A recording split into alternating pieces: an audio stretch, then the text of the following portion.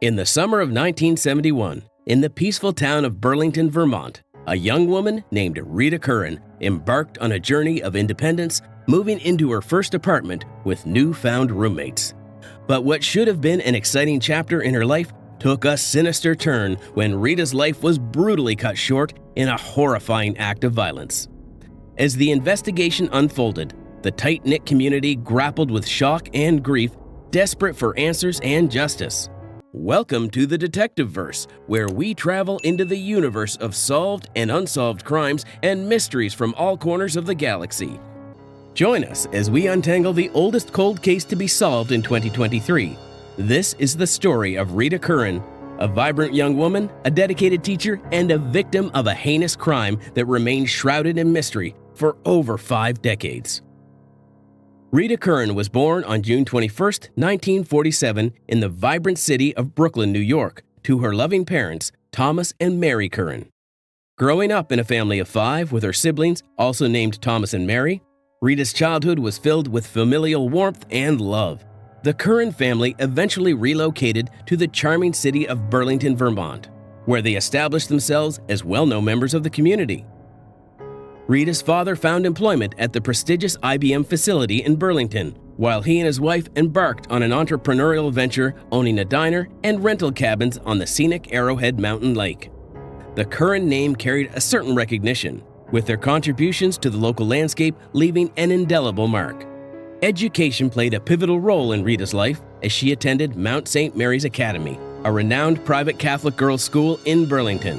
After completing her studies, she pursued higher education at Trinity College and got her degree in 1969. Rita's passion for teaching led her to embrace a role as a second-grade teacher at Milton Elementary School, where she nurtured young minds with dedication and compassion. During the summer months, Rita's thirst for knowledge led her to pursue additional studies at the University of Vermont. To support herself during this period, she took on a part-time job as a chambermaid at the Colonial Motor Inn, where her commitment to excellence shone through in her work. The turning point in Rita's life came shortly after her 24th birthday in 1971, when she decided to venture out of her parents' house and into her first apartment. It was a significant milestone for her, as she had resided under her family's roof throughout her entire life up until that point. She left the comfort of her parents' home and settled into a modest apartment on Brooks Avenue in Burlington, Vermont. According to her sister Mary, the apartment appeared to be a suitable arrangement for Rita. She would be sharing a room with another girl, while a third woman occupied the second bedroom. There was also a man living in the apartment, Paul Robinson. He shared the second bedroom with one of the girls, Carrie Duane, and was described as being in a relationship with her. Rita Curran's relationship with her roommates was characterized by a lack of familiarity and closeness. She had moved into the apartment without prior acquaintance with the other occupants, and during her brief stay, they did not develop a deep friendship. Rita, known for her shy nature, continued to prioritize spending her free time with her family and close friends in her hometown of Milton, which was a short distance away from Burlington. Aside from her commitments as a teacher and student, Rita had a passion for singing, was actively involved in several choirs and quartets throughout the years. In Burlington, she was part of a barbershop quartet and had a practice session with the group earlier in the evening of July 19, 1971. Following the rehearsal, Rita returned home, prepared for a restful night's sleep by putting her hair up in curlers and changing into her pajamas and housecoat. Unbeknownst to her, tragedy lurked in the shadows. As the sun began to set on the evening of July 19th, Paul Robinson eagerly waited outside his girlfriend Carrie's workplace, ready to whisk her away after her shift. As the night progressed, Paul and Carrie found themselves immersed in the jovial atmosphere of the bar, their spirits lifted by laughter and the company of friends. It was around 11:15 p.m. when they decided to extend the festivities and invite their roommates, Rita Curran and Beverly Lamfer, to join them for a drink. Paul dialed their apartment's number, and it was Beverly who answered the call. Unfortunately, Rita was fast asleep, oblivious to the plans unfolding outside the confines of their shared abode. Leaving Rita behind, Beverly then made her way to the bar. As the clock neared 12:30 a.m., Paul and Carrie decided to call it a night, their energy gradually waning. Settling their tab, they went back to their apartment, unaware of the impending tragedy awaiting their arrival. Upon entering the residence, a chilling sight greeted their eyes. Rita's bedroom door slightly ajar, a silent invitation to a realm of unspeakable horror. Concerned, yet unaware of the gravity of the situation, they strained to catch any of their slumbering roommate's presence. Anxiety was mounting as they waited for Beverly to check up on Rita. Then suddenly, Beverly's voice pierced the silence from across the hall. "Something is wrong with Rita." In that moment, the world shattered and fear engulfed the apartment. Rita Curran, their dear roommate, lay lifeless, her battered body bearing the marks of a vicious attack. In the aftermath of the tragic incident at 17 Brooks Avenue in Burlington, the initial response fell to the Burlington Fire Department's ambulance crew, accompanied by Officer Richard Garrow of the Burlington Police Department. Arriving swiftly on the scene, the ambulance crew informed Officer Garrow that the woman inside the apartment had already succumbed to her injuries. Garrow then swiftly called for additional assistance, knowing that the night ahead would be filled with challenges. In Officer Garrow's report, he detailed the distressing scene that greeted him. The lifeless body of 24-year-old Rita Curran lay nude on her back, with her clothes found between her legs. Her face bore the marks of swelling and was marred by the presence of blood. Taking swift action, Garrow secured the room, preserving the integrity of the crime scene while awaiting the arrival of detectives who would take charge of the investigation. The collection of evidence from Rita and Beverly's bedroom revealed a harrowing tale of struggle and resistance. Among the items gathered by the investigators were hairs clutched tightly in Rita's hands, scrapings from her fingernails, her torn nightgown and housecoat, bed sheets, bedspread, and hair curlers. These items bore the traces of hair, blood, and biological matter. As the detectives and medical examiner analyzed the scene and marked the outline of Rita's body on the floor, an unexpected discovery came to light. Beneath Rita's elbow lay a cigarette butt, belonging to a Lark charcoal filter-tipped cigarette. The presence of the cigarette indicated that it had burned out naturally at the scene, with no signs of being extinguished or discarded intentionally. Recognizing the significance of this finding, the cigarette butt was promptly collected and bagged as vital evidence. The state of disarray within the room provided further evidence of the ferocious struggle that had taken place. Rita's hair curlers, a familiar part of her bedtime routine, were strewn about the room, bearing witness to the chaos that ensued. The curtains were also torn from their rods. Despite her petite frame and weighing just over 100 pounds, Rita had exhibited remarkable bravery and tenacity, refusing to succumb without a fight. Following the discovery of Rita Curran's tragic fate, the roommates accompanying her at the apartment were brought to the police headquarters for interviews and to provide formal statements detailing the events of that fateful night. During these interviews, their accounts remained consistent with the preliminary statements they had given to the initial responding officer. One of the roommates, Paul, shed light on the security measures, or lack thereof, within their shared living space. He revealed that their apartment had never been locked, neither the front nor the back doors. The openness of the apartment was a characteristic of their living arrangement, with a chain lock dangling off the front door, but remaining unused. Detectives seeking to understand the state of the lock inquired why it appeared broken. Paul explained that it had been in disrepair for some time, and they had simply never bothered to utilize it. After Officer Garrow finished guarding the bedroom, he went to talk to the other residents in the building. He couldn't reach people on the second floor, but the tenants on the third floor were home and spoke briefly to him. William DeRoos, a man with a criminal history, attested that he and his wife were together in their apartment throughout the night, devoid of any knowledge or sight of the heinous events that unfolded beneath them. This alibi was corroborated by his wife, Michelle DeRoos.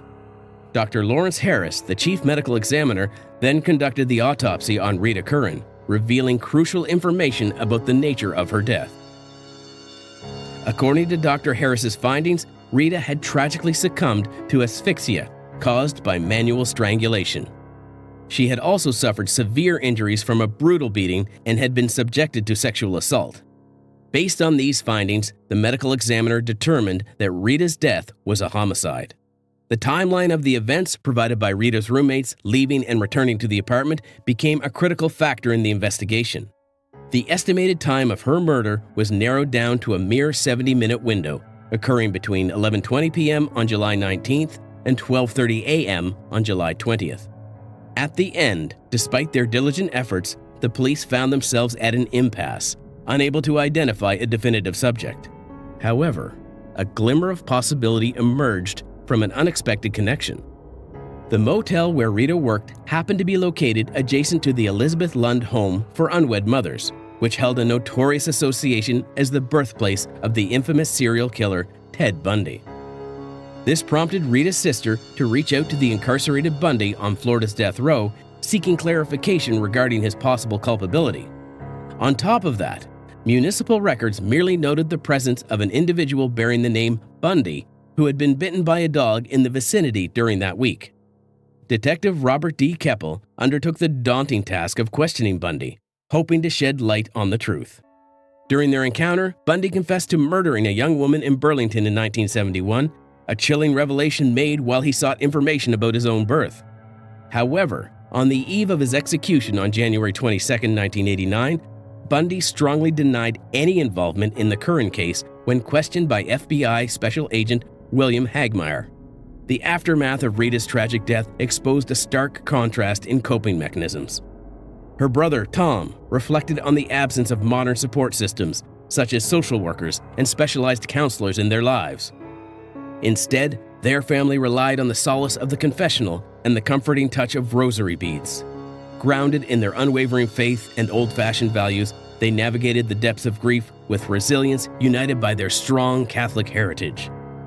The eventual resolution of the case hinged upon a critical factor: the meticulous and careful collection of evidence found at the crime scene. In 2014, the Burlington Police Department made a significant stride by sending all the evidence from the crime scene, including the cigarette butt, for DNA analysis.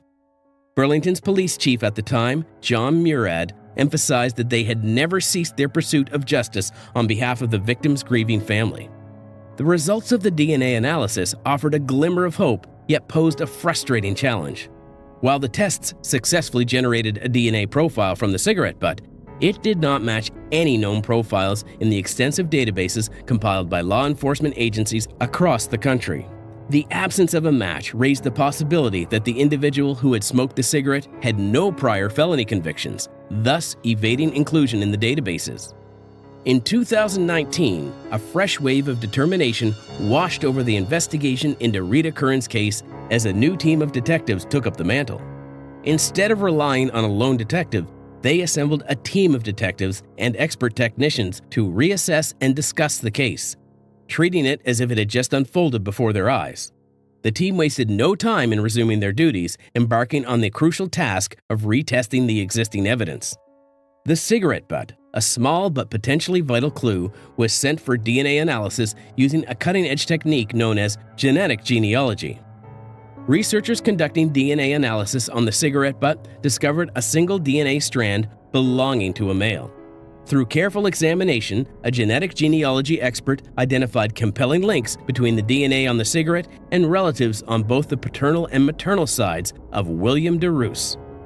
This development held immense significance, as DeRoos had previously been questioned by detectives and had provided an alibi.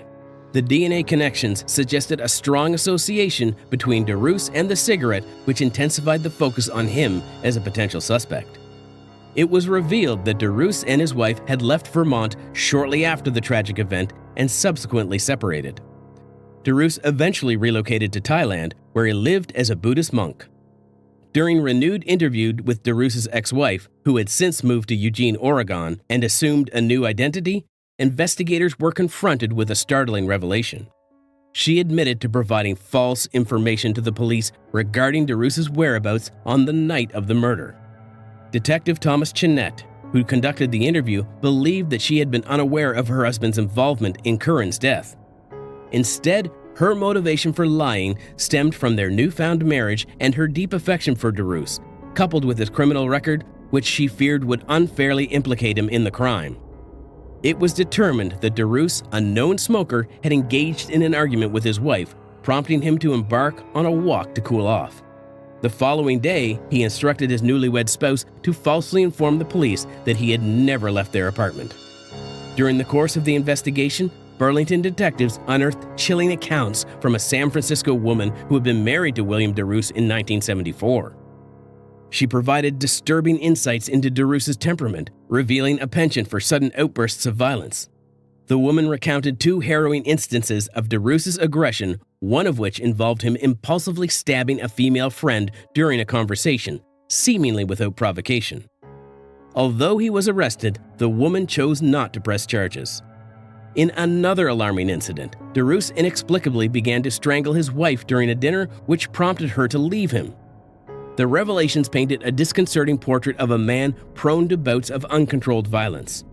DeRoos's life came to an end in 1983 at a San Francisco hotel, where he succumbed to a drug overdose at the age of 46.